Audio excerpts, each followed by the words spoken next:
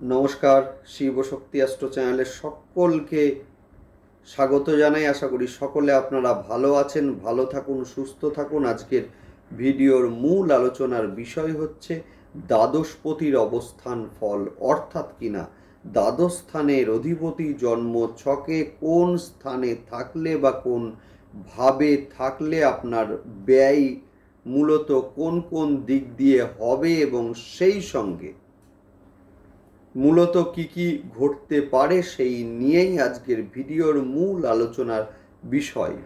অবশ্যই আপনারা ভিডিওটিকে শেষ পর্যন্ত দেখুন এবং সেই সঙ্গে অবশ্যই আপনারা চ্যানেলটিকে সাবস্ক্রাইব করে নেবেন। জ্যোতিষ যারা শিখতে চাইছেন অবশ্যই আপনারা সঙ্গে থাকুন, ভিডিওগুলো দেখতে থাকুন এবং সেই সঙ্গে অবশ্যই আপনারা চ্যানেলটিকে সাবস্ক্রাইব করে নেবেন। এবং সেই সঙ্গে বলবো, যারা গ্রহের গোচরের সঙ্গে সঙ্গে রাশিফল দেখতে চাইছেন এদের ক্ষেত্রেও সকলকে অনুরোধ করব অবশ্যই আপনারা চ্যানেলটিকে সাবস্ক্রাইব করে নেবেন। প্রতিটা গ্রহের গোচরের সঙ্গে সঙ্গে আমি আসি আপনাদের কাছে যে কোনো সিদ্ধান্ত নেওয়ার ক্ষেত্রে কিন্তু গ্রহের গোচর বিশ্লেষণ এটা কিন্তু ভীষণ ভীষণ দরকার। সেই জন্যই কিন্তু গ্রহের গোচরকে পুঙ্খানুপুঙ্খভাবে বিশ্লেষণ করতে হয়। গ্রহের গোচরের সঙ্গে সঙ্গে আমি আসি আপনাদের কাছে নতুন নতুন ভিডিও নিয়ে, কিভাবে আপনারা সিদ্ধান্তগুলোকে নেবেন, সেই সঙ্গে কি করে আপনারা সিদ্ধান্তগুলোকে কাজে লাগাবেন সেই নিয়েই অবশ্যই আপনারা চ্যানেলটিকে সাবস্ক্রাইব করে নেবেন, যাতে প্রতিটা ভিডিওর নোটিফিকেশন আপনাদের কাছে সহজে পৌঁছে যায়। যাই হোক, শুরু করছি মূল আলোচনা। দ্বাদশ স্থানের অধিপতি, দ্বাদশ স্থান অর্থাৎ কিনা ব্যয়ের জায়গা। সেই সঙ্গে বলতে পারি যে যেহেতু নবমের চতুর্থ, সেই কারণে ধর্মের মূলত পুণ্যের জায়গা বা ধর্মের পরিপূর্ণতার জায়গা, ধর্মের সুখের জায়গা।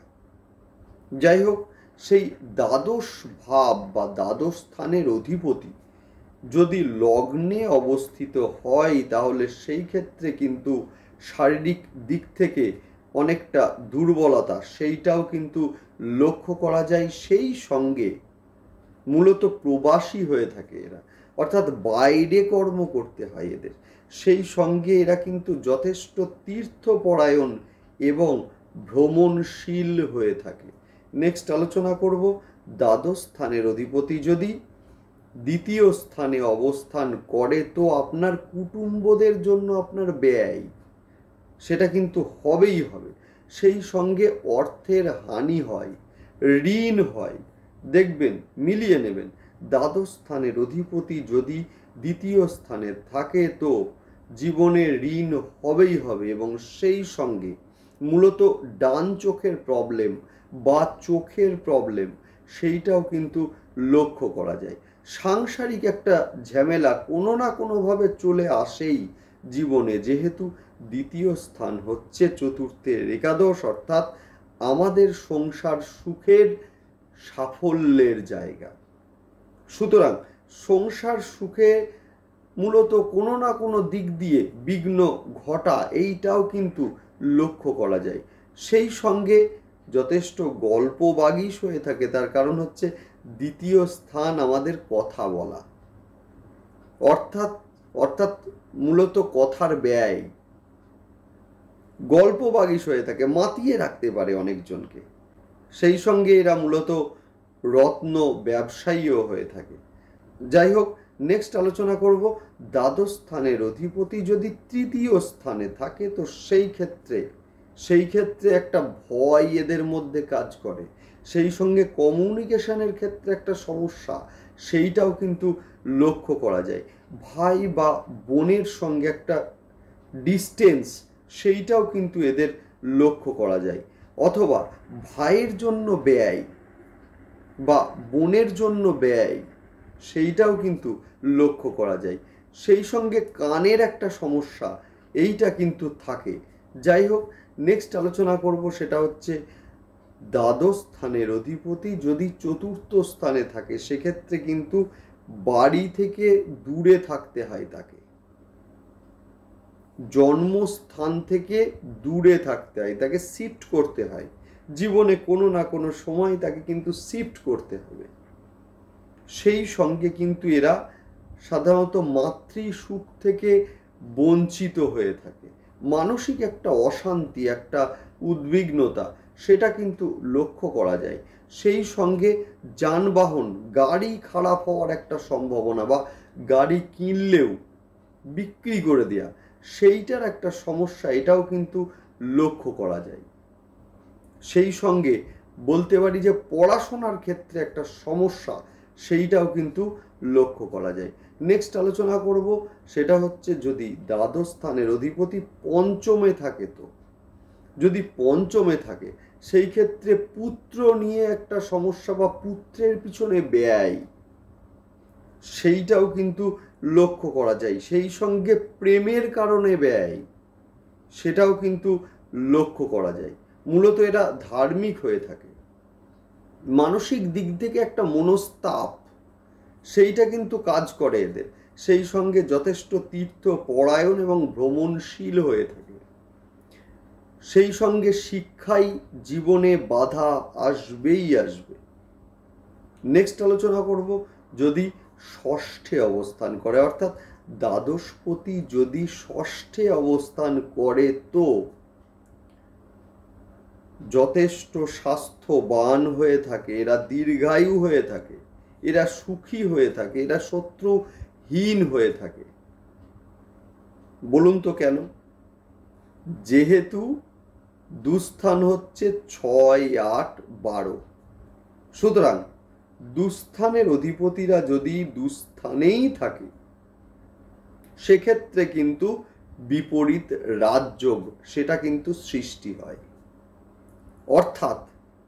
অর্থাৎ কিনা, যেহেতু দ্বাদশ স্থানের অধিপতি ষষ্ঠে অবস্থান করছে, অর্থাৎ এরা কিন্তু যথেষ্ট উন্নতিশীল হয়ে থাকে। আর যদি পাপযুক্ত হয়ে থাকে গ্রহটা, সেই ক্ষেত্রে কিন্তু পাপ কর্মেও লিপ্ত হয়ে পড়ে বা পড়তে লক্ষ্য করা যায়। সেই সঙ্গে সাধারণত স্ত্রীলোকের কাছ থেকে ক্ষতি, সেটাও লক্ষ্য করা যায়। নেক্সট আলোচনা করব, দ্বাদশ স্থানের অধিপতি যদি সপ্তমে থাকে, সেক্ষেত্রে দূরে বিবাহ এবং সেই সঙ্গে স্ত্রীর পিছনে ব্যয়, সেটা কিন্তু লক্ষ্য করা যায়। দাম্পত্য সুখের হানি লক্ষ্য করা যায়। সেই সঙ্গে পত্নীর সঙ্গে একটা বিচ্ছেদ বা একটা ডিস্টেন্স, সেইটাও কিন্তু তৈরি হতে লক্ষ্য করা যায়। নেক্সট আলোচনা করব, সেটা হচ্ছে যদি দ্বাদশ স্থানের অধিপতি অষ্টমে থাকে, সেই ক্ষেত্রে কিন্তু সাধারণত উত্তরাধিকার সূত্রে সম্পদ প্রাপ্ত হয়ে থাকে এদের। সেই সঙ্গে এরা কিন্তু অল্পায়ু হয়ে থাকে। সেই সঙ্গে যদি শুভ যুক্ত হয়ে থাকে, তো যথেষ্ট গুণবান হয়, নীতিজ্ঞ হয়। দ্বাদশপতি অষ্টমে অষ্টমপতি যুক্ত হলে বিপরীত রাজযোগ সৃষ্টি হয় এবং এর ফলে যথেষ্ট ভালো হয়। নেক্সট আলোচনা করব, সেটা হচ্ছে দ্বাদশ স্থানের অধিপতি যদি নবমে থাকে, যথেষ্ট উন্নতিশীল হয়ে থাকে, বাস্তববাদী হয়ে থাকে। এরা কিন্তু প্রবাসে উন্নতি করে প্রচণ্ড, অর্থাৎ জন্মস্থান থেকে বাইরে গিয়ে উন্নতি করে ভীষণ। সেই সঙ্গে এরা কিন্তু সৎ হয়ে থাকে, উদার হয়ে থাকে।